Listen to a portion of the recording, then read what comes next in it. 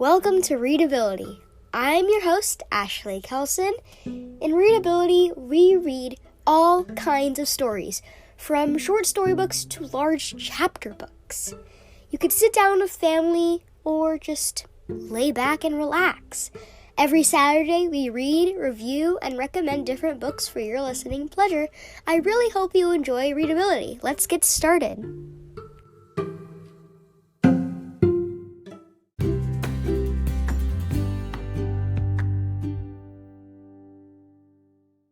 You heard it here, folks.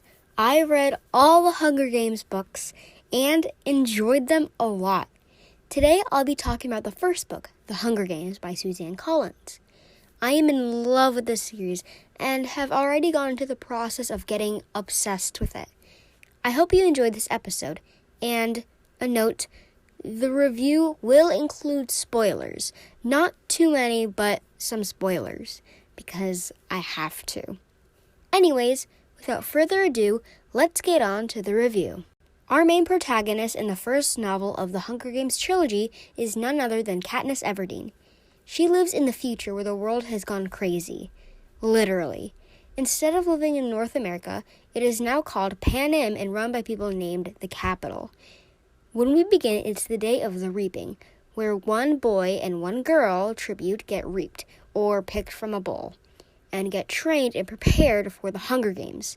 Games where 24 tributes from the 12 districts are put into an arena to fight for their lives, and the last one standing wins. Seems simple. Not really, but let's pretend that there isn't anything problematic about the games. Katniss lives with her younger sister, Primrose, better known as Prim, and her mother, who has gone silent after the death of her father. Fast forward to the reaping, and Prim gets called. Katniss volunteers and now realizes that she's going to be a tribute in the 74th Hunger Games, with Peeta Mellark as well, but whatever, and has to fight to the death with many others. Suzanne Collins does an amazing job making this story come to life, with the descriptive words and the writing style. It's an action-packed and very sad at the same time. I think she did an amazing job introducing the readers into this world. There are 374 pages in the book. There are 27 chapters. I believe this book won awards, but I can't name any at the moment. The author is Suzanne Collins, and the publishing brand is Scholastic. Even though this book isn't my favorite out of the whole series, I really enjoyed this first book. It was engaging, gory, and overall great. I would definitely consider giving this book an 8.5 or 9 out of 10, only because it's not my favorite out of the 3 books in the trilogy. There's a bit of romance, which we can all appreciate, but not as much as the movie portrays it, but I digress.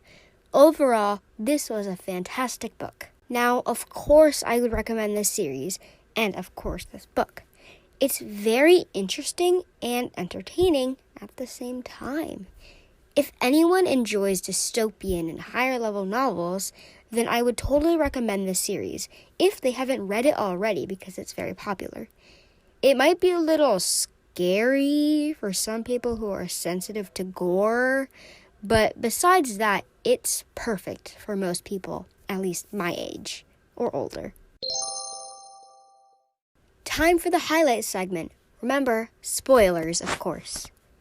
Peeta and Katniss's relationship really grow throughout the series. They go from pretty much strangers, not 100%, but they don't know each other that well, to pretending to be madly in love. Okay, maybe it's not ideal, but it's something. The berries/nightlock scene at the end. This was a big plot twist when the Capital announced that, haha, joke's on you guys, only one can win now. And Katniss decides to mess with the Capital by killing both herself and Peeta to make it look bad on the Capital. This makes a big change throughout the story, and I thought it would be good to include it. Rue's death. Wow, this was sad. It really was. It probably hurt for Katniss a lot more because Rue reminded her of her little sister, Prim. Rue was the first death of many that really hurt your heart. It was also good for Katniss's character development getting angry and angrier at the Capitol. I wanted to quickly add this in, but let's take a second to think about how the Capitol in general, how weird and bizarre they all look. It's just something to think about, but I wanted to include it because, of course, why wouldn't I? For character thoughts, we have a lot to talk about, from Haymitch to Buttercup. First of all, Peeta is just great. He's kind, smart, and good with his words. He knows what to say and when to say it, and that's pretty important in a tribute, in my opinion, because people like you, sponsors, blah, blah, blah. You know what I mean. Then we have Katniss, almost the complete opposite. Yes, she's loyal to her allies, but she's a bit more stubborn and not afraid to say her opinion on things. And to some people, the readers I mean, that makes her unlikable. Haymitch was a very interesting character to add. He's constantly drunk and reminded me a lot of Dionysus from Percy Jackson.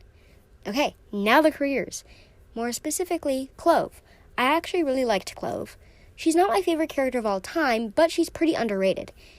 Actually, if you think about it, she's a bit more intimidating than Cato, and not very forgettable in my opinion. And Caesar, he was just something. How he's always smiling no matter what, even though the Hunger Games are just horrible and not something to smile about. Effie was just sweet, in a way, and just trying to help. Once you read the rest of the series, you'll understand what I'm trying to say. Now, my least favorite character was definitely, I don't know. I'm not really sure.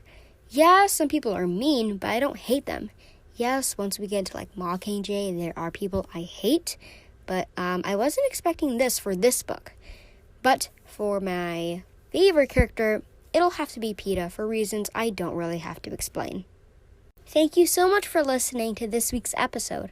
I really enjoyed making it, and hopefully I can talk about the movie adaptation eventually. Anyways, without further ado, let's get on to the official Readability ending.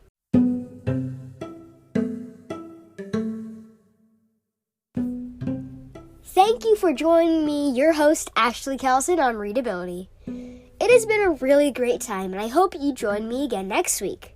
Remember, every Saturday we either read, review, or recommend a book for your listening pleasure. I hope you enjoyed today's episode. Keep reading, folks. Bye!